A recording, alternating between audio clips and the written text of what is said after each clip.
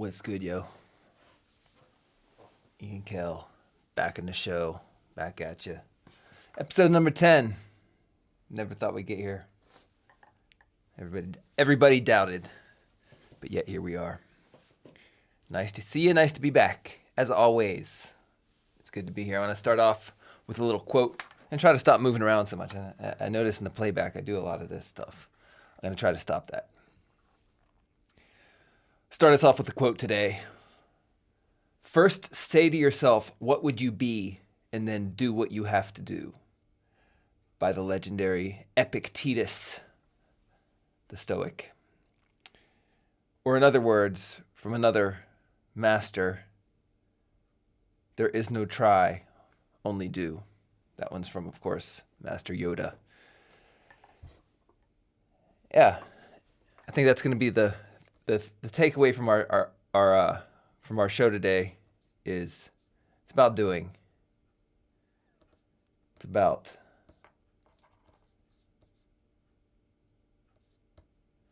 being. It's about doing the stuff, doing the thing. That's basically all there is, all we ever do. It's all we can do. So that's how we're gonna roll. All right. Making sure all our connections are good. I think we had a little tech issue last week where we weren't coming through on YouTube for a few minutes, but we seem to be going strong today. Nice to see it. It's a lovely Wednesday here in Prague, deep underground, in the heart of Prague. I like to think we're something like the spleen of Prague, just under the heart of Prague. So under the heart of Europe. Here in Sub Studios. All right, so we got some wisdom. Of course, wine, wisdom, and song. Have a sip of wine, break into some wisdom, then we might hear a song or two later.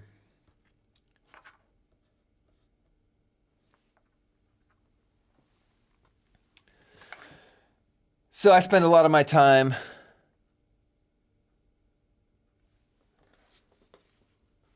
trying to learn stuff. It's kind of my hobby, is just trying to learn stuff and listening to smart people talk about interesting things is kind of what I enjoy doing. And so I try to pick up some things, and a lot of the stuff I listen to or read is not necessarily about music per se, but a lot of it definitely directly applies to a journey in the creative pursuits, which is basically what we're trying to do here. The journey to create, maybe not starve to death along the way. So I'm going to share some information, some quotes from a guy I like to listen to a lot, Mr. Alex Hormozy. I'm sure a lot of you out there have heard of him. And I'm going to share some quotes from good old Alex Hormozy and apply them to how it works for us here in the music pursuit, in the quest to make a living from our creative skills. So, here we go. Here's a quote. The longer you play poor, the longer you stay poor. If you're underpricing yourself because you think it's noble, poverty isn't a personality. And I have to say, this one is kind of close to home because I know some amazing musicians out there, and I know a couple of guys who really just want to propagate that idea of the starving artist. And it's kind of sad. And I mean, I understand that, but they find the nobility in the suffering somehow, and they think that it makes the art more real. And I don't think that's necessarily how you have to live. I think there's a way to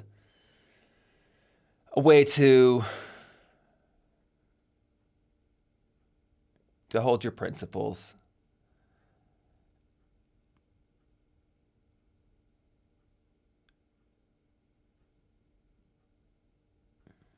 a way to keep your principles, a way to stay grounded, but also get paid what you're worth. I think that's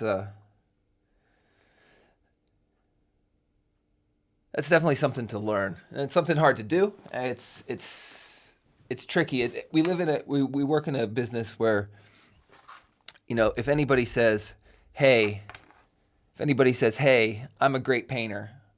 I can paint your house. You're gonna get the best paint job you ever saw. I'm not the cheapest, but I'm definitely gonna be the best. Everybody be like, damn, that guy sounds confident. I think I might hire him to paint my house. Whereas if you say the same kind of thing in the same kind of way when you're doing music, then you come off to a lot of people as arrogant or conceited or somehow stuck up or somehow like you're putting other people down. And it's just a weird thing that in our thing, in the creative world, that's how things get perceived. And that's how things get stuck in our own heads, I think. I think we spend a lot of times just stuck in our own heads, and that's definitely a place. And, practicality is that you need tools to get a job done. The better tools you have, the easier the job can be done. You can build a house with just a hammer and some nails and a handsaw, but it sure is going to be a lot easier and faster if you can build it with some power tools. So it's kind of a similar thing where money keeps the dream alive, and you can make money by chasing the dream to constantly feed the machine, basically. So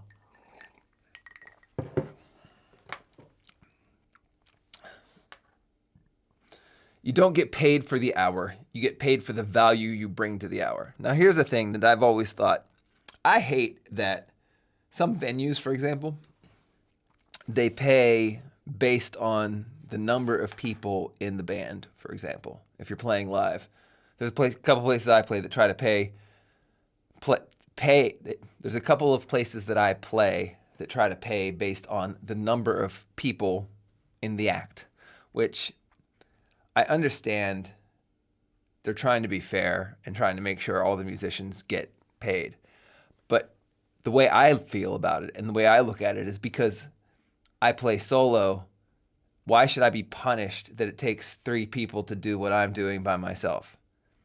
For example, if I was just a singer and had a guitar player play with me, then the act would make more money, but there's no more value coming across. So that's kind of annoying. Now, taking it to the other extreme, I'm going to look this up because I had some information here, actually.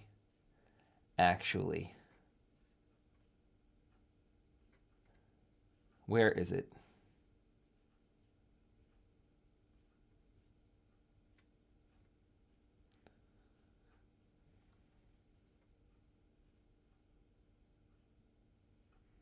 Yeah, so now I do kind of a solo gig where I play some guitar, I do a lot of looping, sing some songs, all right?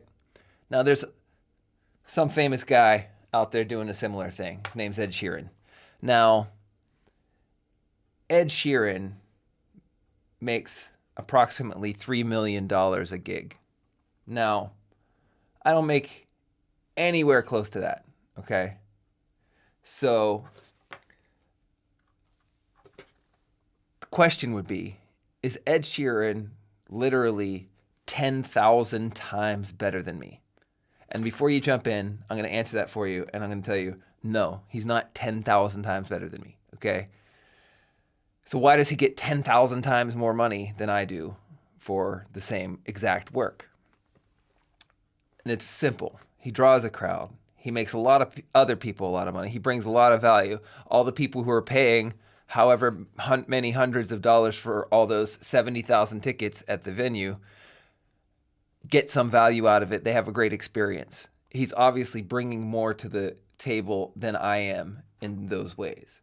And in those ways, he's obviously bringing 10,000 times more to the table than I am. And it's a hard pill to swallow, but there's levels to it, obviously. Ed Sheeran's an extreme success. There are other levels. I mean, I think that there's a problem in most local music scenes, and I've seen it in several that I've been a part of, and it's definitely happening here in Prague, is musicians start to compete on price, and people act like they're just happy to get to play. I get to play. And of course, you get to play. We all get to do this. That's definitely true. But then musicians start playing for ridiculously cheap, and they just bring the whole bar down of what people expect stuff to cost. So then everybody, including those at the top of the scene, start making less and less because there's always a cheaper option. Now, having said that, there will always be a cheaper option, and I don't think anybody should compete on price. You should compete on value, quality, entertainment, and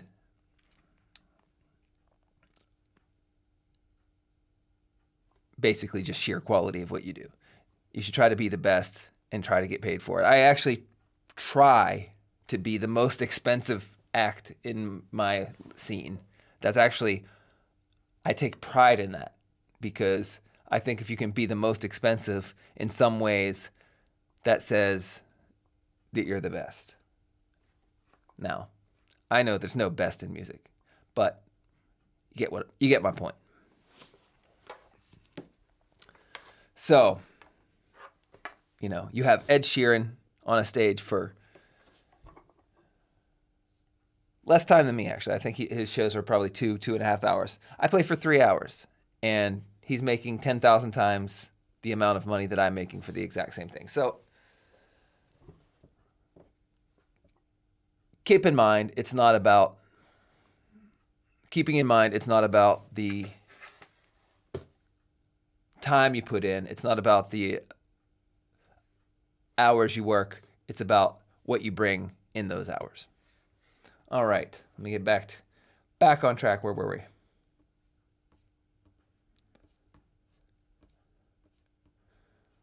Notes. See, this thing is really live, though. You can tell that.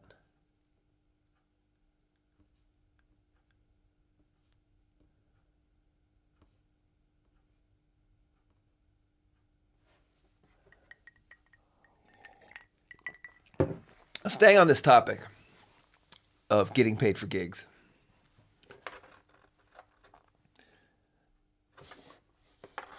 Sometimes you just have to say no. Sometimes the gig isn't worth it. Sometimes it's better to just not be part of that process. Sometimes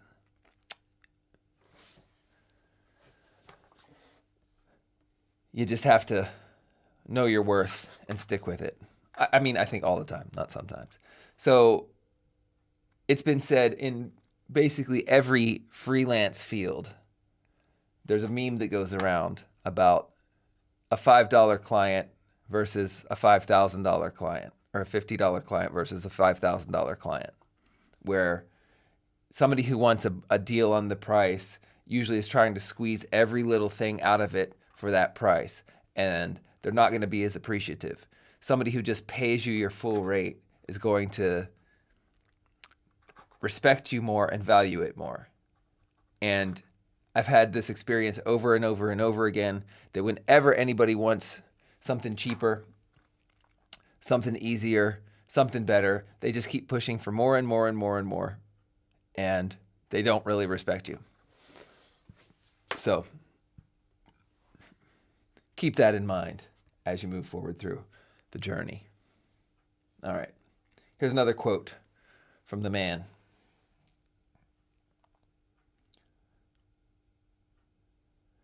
Volume wins. If you do more reps, you get better results. Now, that's the thing. And this is another time when I just have to talk to myself. Sometimes it's easy to be a bit of a perfectionist, and especially when you talk some shit and you tell people what to do.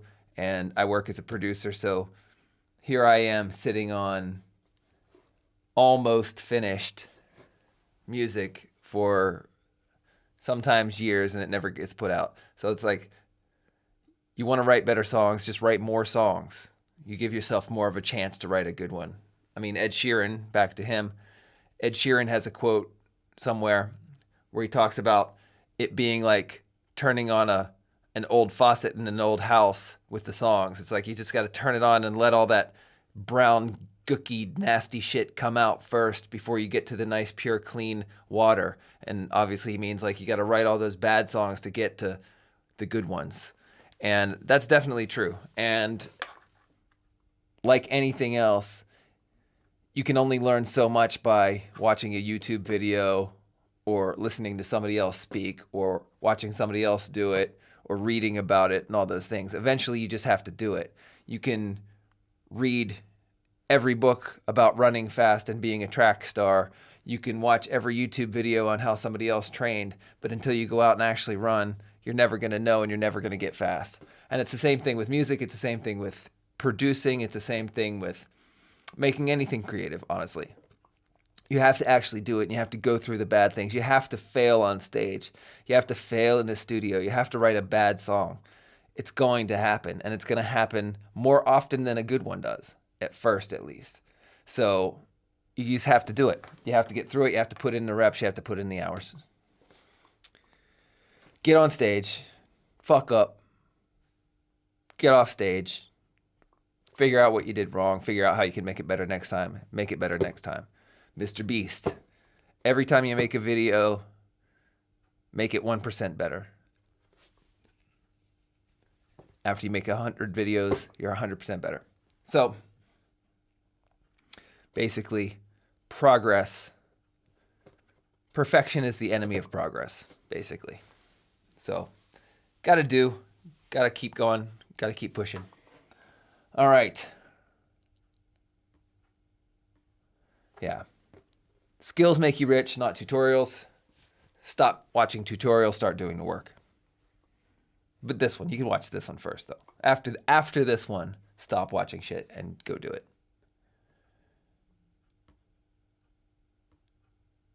If you can't sell, you're always at the mercy of someone who does. And this goes back to my friend that is my friend. I have literally all the friends I have are the same way.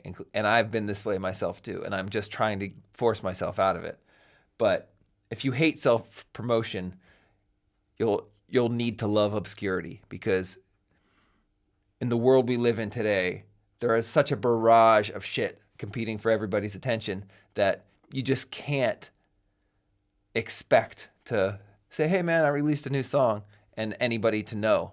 And even the people that do want to hear it. I mean, I follow stuff. I pay attention. And I know people that have released music and I didn't even realize they released it. And these are people I know personally. And I didn't know. So if I didn't know and I'm trying to make sure I pay attention to this kind of shit, then obviously just your random fan who's going about their day, taking care of their kids, going to their job, living their life, obviously they're not going to know. So you have to just constantly promote yourself. And basically, from the fans' perspective, if you don't like what you're doing enough to talk about it all the time, then why are they going to? How are they going to? You know, you have to be your first fan. And if you're not, then you need to figure out why you don't like what you're doing and make it better. All right.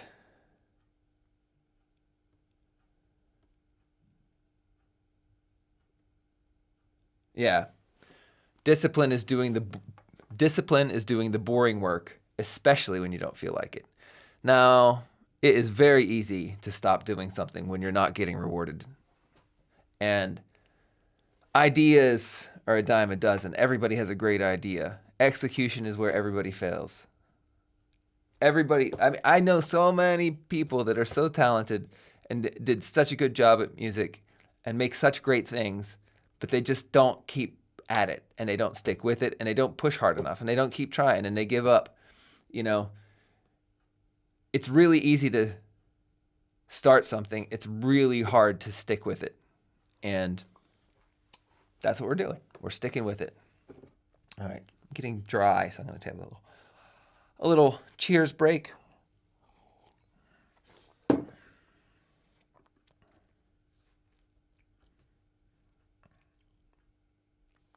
All right.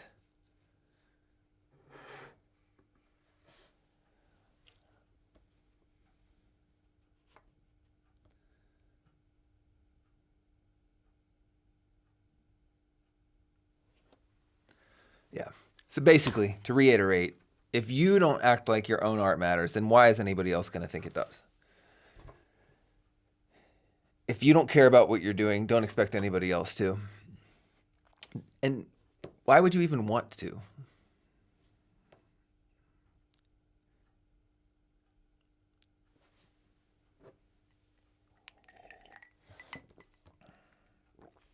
All right.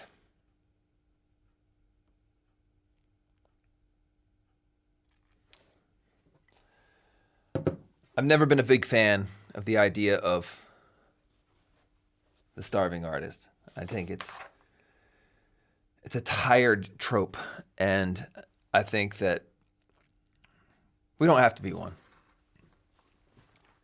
I think there's a million ways you can make this shit happen, especially these days. You know, when you can, for example, sit in the middle of Europe and talk to the world at any given moment. There's a lot that can happen, and there's a lot that can be done.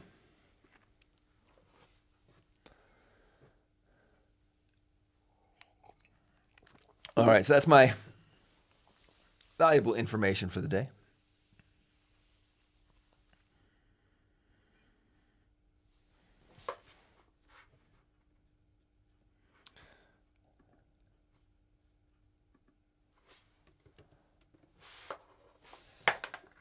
Hello to the chat. Miles out there, my biggest fan, I think. At least I'm his. So, there's that. Now, back to practical life here in Prague. Spring is springing. Birds are singing. Working on some music. Just finished a big sync album. I'll take these glasses off for a minute. I need them to see close, but then when I look far, it gets all weird. It makes me kind of nauseous. So, yeah, been working on. Just finished up a new sync album with one of my partners.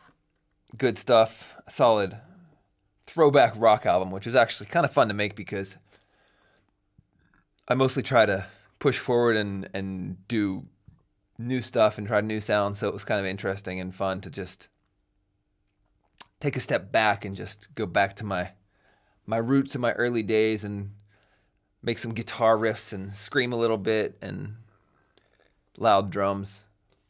So make it a little bit raucous, but also a little bit keep the vibe high. You know how it goes. It's all about the vibe, especially with sync. And we're going to the next episode. I think we're gonna try to get a friend down here finally. I know I've been promising the whole time, but I think it's time. This is episode number 10. And what are we? It's April 9th, 2025. So if you're watching in the future, what up? And I appreciate you coming by. But yeah. Time to pick it up. Time to change it up. Time to talk to another human being and bounce some ideas around with them. I know some interesting people that I'd really like to get down here. And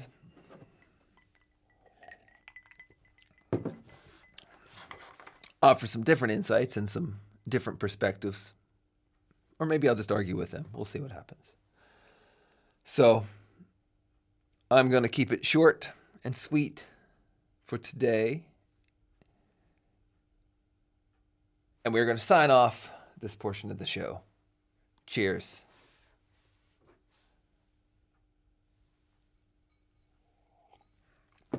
I'll see you in a few with some tasty live beats.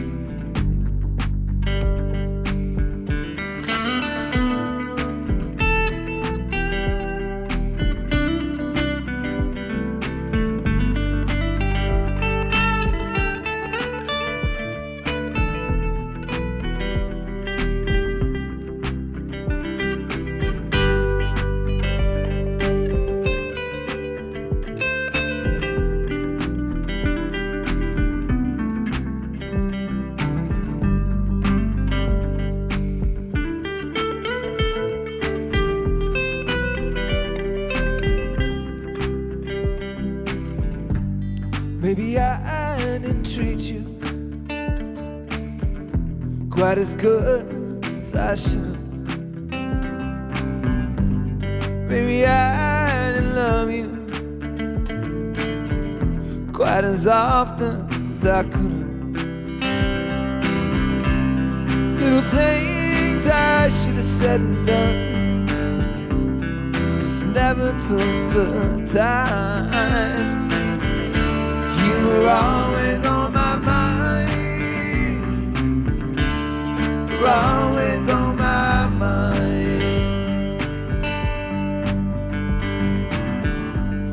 Maybe I didn't treat you quite as I should have. I guess I could have told you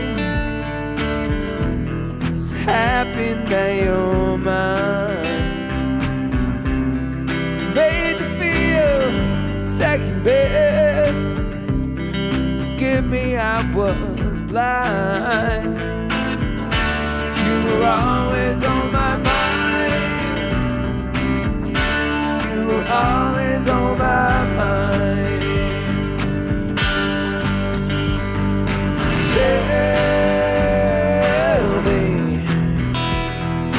Tell me that our sweet love hasn't died.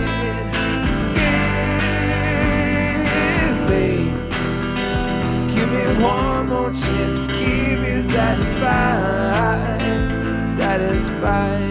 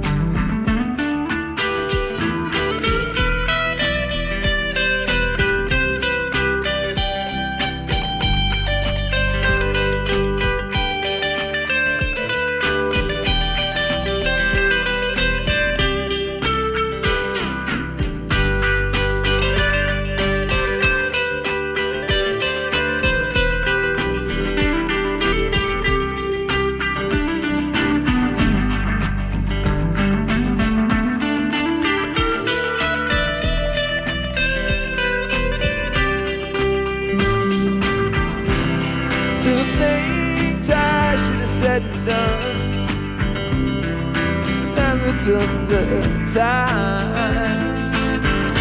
You were always on my mind. You were always on my mind.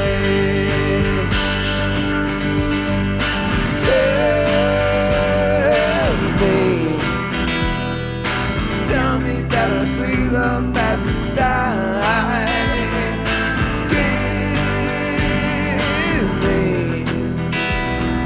One more chance to keep you satisfied, satisfied.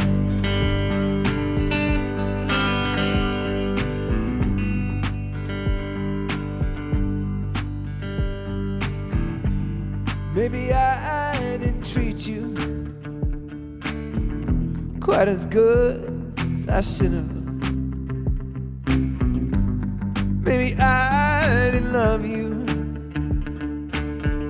quite as often as I could have. Little things I should have said and done, just never took the time. You were always on my mind. You were always on my mind. You were always on my mind.